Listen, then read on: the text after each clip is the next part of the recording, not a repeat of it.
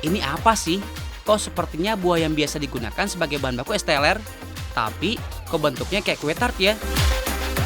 Nah, bukan cuma halusinasi guys. Buah-buahan yang ada di es teler ini udah bisa kalian temukan sebagai topping kue tart. Nggak cuma itu aja, ada juga kue tart es pisang hijau. Iya, nggak salah denger kok. Es pisang hijau yang identik banget dengan rasa manis dan biasa dinikmati saat panas menyerang.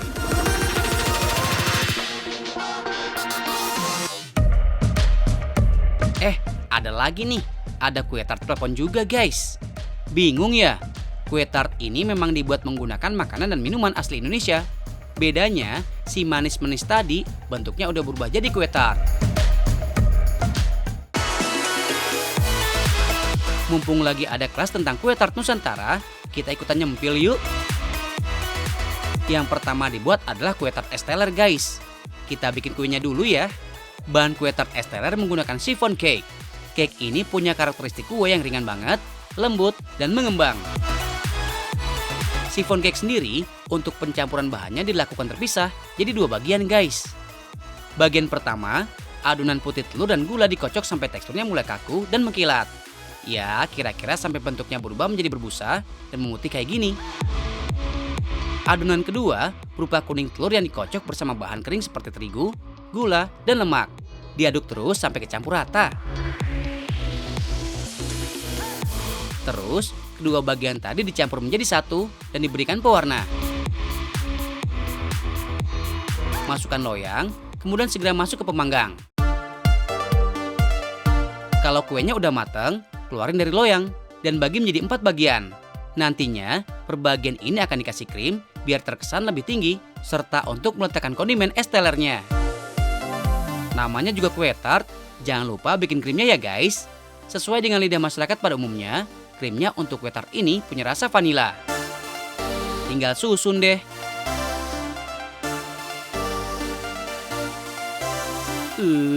Udah kebayang dong bakal gimana hasil akhirnya? Ada buah-buahan macam nangka, kelapa, dan alpukat guys. Terus ada jelinya juga. Di bagian terakhir, setelah kue tertutup sempurna, baru deh semua kondimen yang ada di dalam kue tart ditata cantik biar makin menarik. Nah, kalau yang ini beda lagi guys. Kue tart yang mau dibikin adalah kue tart klepon. Kalau yang tadi menggunakan adonan chiffon, kue tart klepon menggunakan adonan cotton. Yap, benar. Kuenya lembut dan fluffy banget. Berbeda dengan kue chiffon tadi, cotton cake harus dimasak per loyang. Jadi, nggak bisa cuma ada satu loyang dan nantinya akan dipotong seperti chiffon cake. Soalnya, kue ini fluffy banget guys. Susah dipotongnya. Terus, hasilnya juga pasti nggak bisa halus.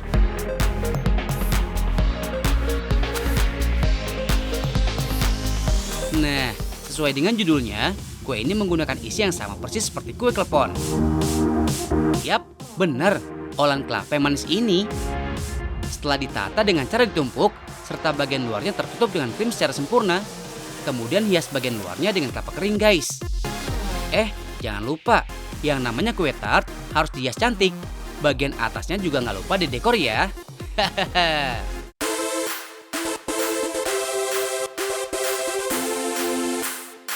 Guys, gak cuma itu aja, masih ada kreasi kue tart lainnya loh. Tuh, ada kue tart cendol. Kalau yang ini, kue tart ketan hitam.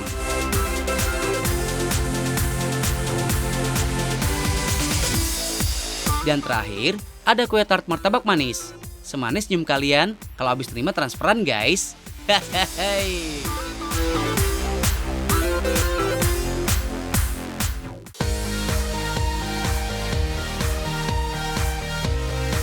Ke Bali saat pandemi?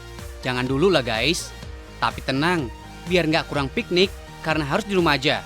Kuy, kita tetap ajak kamu ke Pulau Dewata. Tapi kita shopping-shopping dulu nih guys. Tahu sendiri kan, di Bali banyak barang-barang lucu dan unyu-unyu. Mulai dari baju sampai pernak-pernik aksesorisnya. Let's go! Halo guys, welcome to Bali. Siapa sih yang nggak tahu Bali? Sini aku ajak deh kalian ke pasar tradisional ini. Outfitnya ya kece, nggak jauh beda dari sana. Tapi harganya ramah banget di kantong. Cus, oh iya, aku juga punya tips loh buat kalian. Mau tahu tipsnya? Ikutin aku.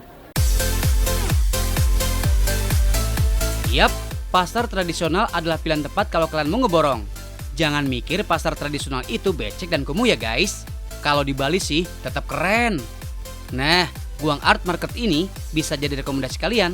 Letaknya ada di Gianyar, sekitar 30 menit berkendara dari Denpasar. Bagi kalian yang mau coba belanja di pasar tradisional Bali, ada beberapa tips nih. Pertama, sebelum memutuskan untuk membeli, bandingkanlah harga di beberapa toko. Kalau udah nemu yang pas, tips keduanya adalah harus berani menawar. Asyik, dapat baju yang diinginkan dengan harga yang sesuai. Siapa yang nggak mau coba? Tapi ada faktor pendukung lain loh selain menawar, yaitu adalah datang di pagi hari. Sepagi mungkin ya. Yap, ini merupakan tips ketiga guys. Tahu nggak sih, masyarakat Bali percaya pelanggan pertama adalah penglaris dagangan yang mereka jual. Biasanya, barang yang ditawar akan dilepas dengan harga yang sangat murah. Yang penting laku aja dulu. Itu prinsipnya guys. Barang-barang yang dijual di sini termasuk lengkap. Kalian bisa menemukan aneka kerajinan khas Bali. Mulai dari baju, aneka aksesoris, bahkan kerajinan lain seperti lukisan dan patung. Makanya, mumpung lagi di sini, puas-puasin deh seperti Kak Dian nih.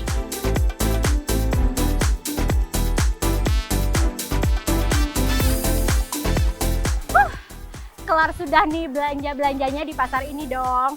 Nah, jadi banyak banget nih aku belanjanya nih, dapat dari atas sampai bawah. Ini ada topi cuma 80.000. Terus aku dapat beli tas selucu ini. Coba deh, cuma 75.000 guys. Terus aku dapat beli kalung, gelang itu cuma 25.000. Gila nggak sih, murah banget. Oke, jadi total semua ini cuma 260 dari atas sampai bawah. Gimana? Terjangkau banget kan harganya? Cus.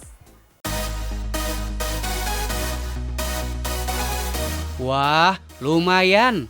Tapi sebelum lihat hasil belanjaannya, beralih dulu nih ke Kak Tisna. Apakah dia seberuntung Kak Dian bisa dapat harga yang ramah di kantong? Hai guys, aku datangnya agak siang nih. Kira-kira masih dapat baju lebih murah nggak ya di sini? Yuk, terus ikutin aku ya. Jangan beli baju.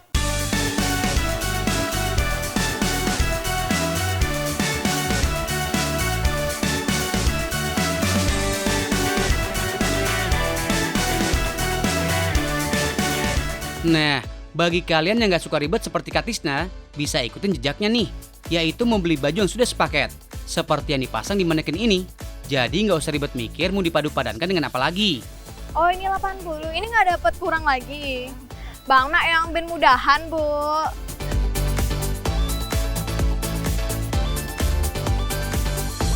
Oke, dan kita akan bayar sama ibunya. Ini Bu, 110 ya. Makasih ya. Kita dapat. Makasih.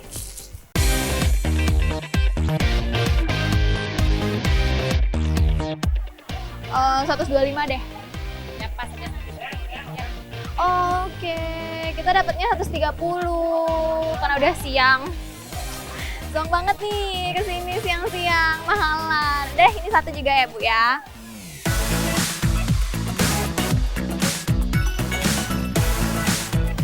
Oke, sekarang kita bayar dan totalnya berapa Bu? 165.000. Ini Bu.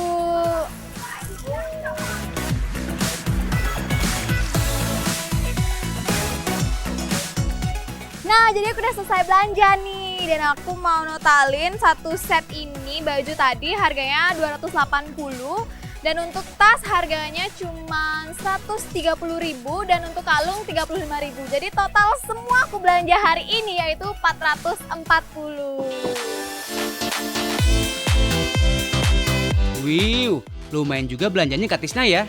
Jauh berbeda sama Kak Dian sebelumnya. Makanya, jangan siang-siang datangnya Kak. Hahaha. Kalau kalian mau mix and match outfit, pilihlah warna polos atau netral. Usahakan busananya juga simpel, nggak kebanyakan motif seperti yang dipilih Kak Dian dan Kak Tisna ini. Nah, gimana nih menurut kalian? Outfit mix and match siapa yang paling kece?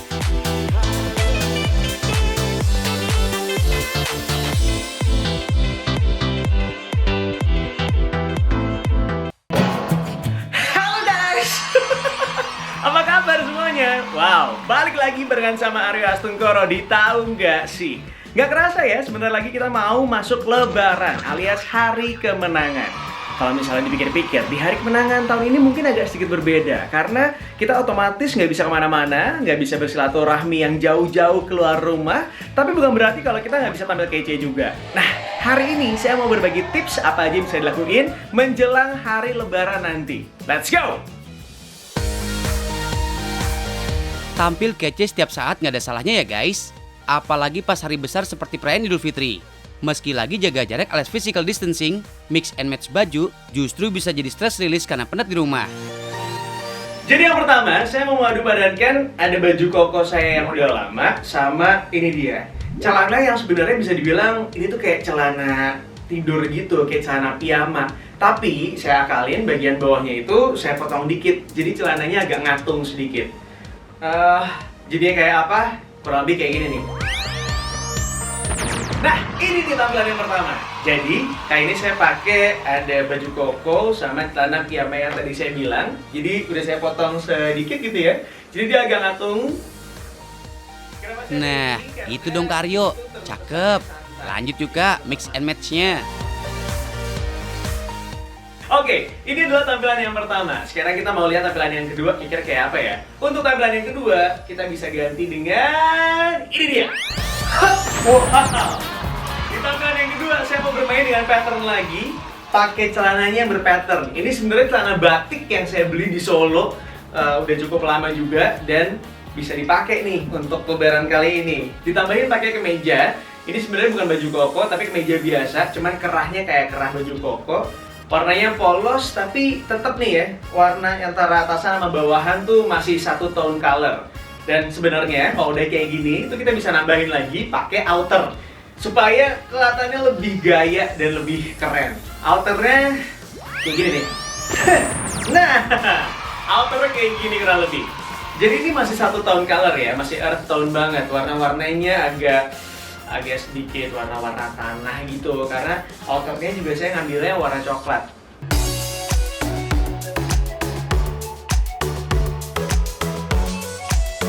Ada satu lagi look yang kali ini mungkin bisa dipraktekin sama semua orang karena lebih simple, tapi kita lebih mainin warna itu sendiri. Kira-kira tampilannya kayak gimana? Kita lihat, ini dia. Nah, ini dia tampilan yang lebih simple, tapi juga bisa dipraktekin sama semua orang karena pasti punya lah ya. Kemeja sama celana kayak celana warna kaki gitu, chino-chino ya kan. Dan ini lebih santai karena dia bukan jeans, jadi bisa dipakai lebih enak gitu kalau misalnya mau gerak kemana-mana. Nah, setelah kita sudah bereksplorasi dengan baju-baju, memix and match, sekarang saya mau menata cookies, ya kan? Karena mau saya kirimin ke mama yang ada di Bandung. Siapa tahu nanti mama terkejut, ya kan? Dan dia happy banget sama pemberian dari anaknya yang ganteng ini. Let's go! Gimana guys? Persiapan pertama mix and match baju buat diupload di sosmed atau tampil kece saat maaf-maafan via video call udah bikin vibes Ramadan jadi makin terbangun ya. Kalau gitu, bisa lanjut ke step berikutnya. Apalagi kalau bukan nyiapin cookies. Tak lengkap rasanya, Lebaran tanpa nastar dan kawan-kawannya.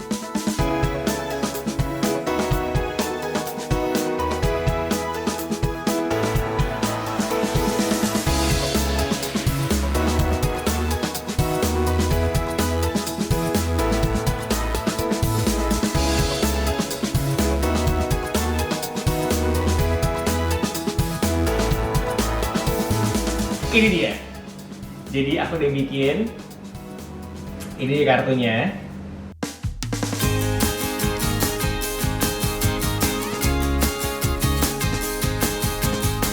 Jadi deh.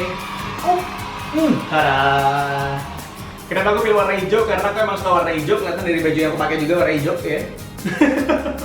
Dan warna putih karena biar bisa kayak Idul Fitri, biar suci gitu kayaknya. Lebaran nggak lengkap tanpa kue kering. Oh ya guys, hampir tiap daerah di Indonesia punya kue khas Lebaran masing-masing. Seperti kue kembang goyang khas Betawi, keciput khas Jepara, ada juga kue untuk cacing, kue sagon, dan masih banyak lagi. Iya, yang namanya manusia berencana Tuhan juga menentukan tuh bener banget sih. Karena dengan adanya pandemi yang sekarang terjadi gitu ya, kita tuh harus sudah mulai mikir bahwa Oh iya ya, memang suasana lebaran nih, tapi mungkin ada baiknya kalau kita jaga jarak dulu masing-masing. Nggak perlu harus ketemuan tatap muka langsung, tapi sebenarnya banyak cara yang bisa kita lakukan supaya menghilangkan rasa kangen. Ini juga kangen banget. Aku mau video call sama mama. Kita mau lihat reaksinya mama ya. Oke. Wow, Ma! Assalamualaikum. Baik, alhamdulillah. Mama apa kabar? Baik. Kumaha Bandung teh kumaha sok daramang? Pangestu. Alhamdulillah atuh. Alhamdulillah. Mam, Iya deh kak. Ya udah, nanti kalau diterusin, Kak Aryo bakal nangis guys.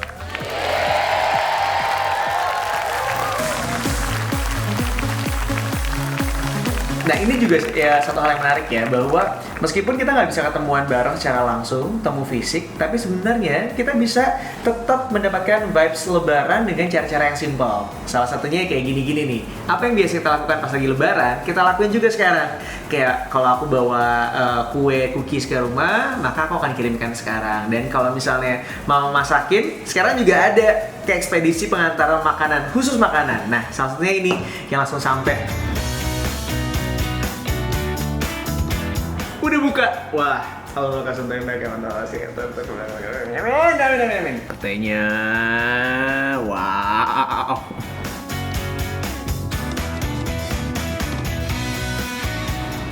Yang di rumah sore deh. Lagi jam buka puasa. Sabar-sabar dulu ya. Oke, kalau gitu sekarang aku mau mencicipi makanan ini semuanya sambil ngerasain vibes yang lebaran di rumah. Buat yang lainnya jangan lupa nonton terus Tahu Nggak Sih biar makin tahu makin banyak ilmu. Setiap hari Senin sampai Jumat jam 1:30 siang. Selamat berpuasa, bentar lagi mau lebaran, bentar lagi mau buka puasa. Yeay!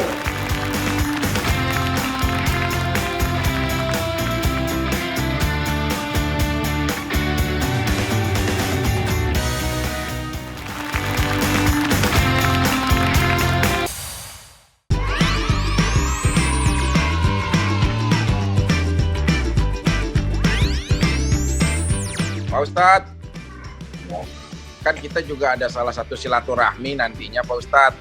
Nah, bentuk silaturahmi kita itu dengan kondisi seperti ini bisa kita apresiasikan dengan seperti apa ya Pak Ustadz? Nah, silaturahmi via online, ada yang bilang macam-macam dan lain-lain. Nah, silaturahmi dalam kondisi seperti ini tuh silaturahmi yang seperti apa? Itu aja. Terima kasih. Nabi Muhammad SAW kan bilang, "Man kana yu'minu billahi wal yaumil akhir falyasil rahimah." Barang siapa yang dia beriman kepada Allah dan hari akhir, maka hendaklah ia menyambung silaturahim. Nah, di tengah sekarang ini nggak bisa karena memang kita dibatasi sosialnya. Kerumunan-kerumunan massa juga dihindari dulu. Terus kita tidak boleh bersentuhan karena takutnya terjangkit virus corona. Bagaimana? Hukumnya adalah boleh-boleh saja melalui via online atau via video call dan lain sebagainya. Kenapa? Karena inti dari silaturahim adalah menyambung pertemanan, sapa menyapa, dan juga saling salam memberi salam.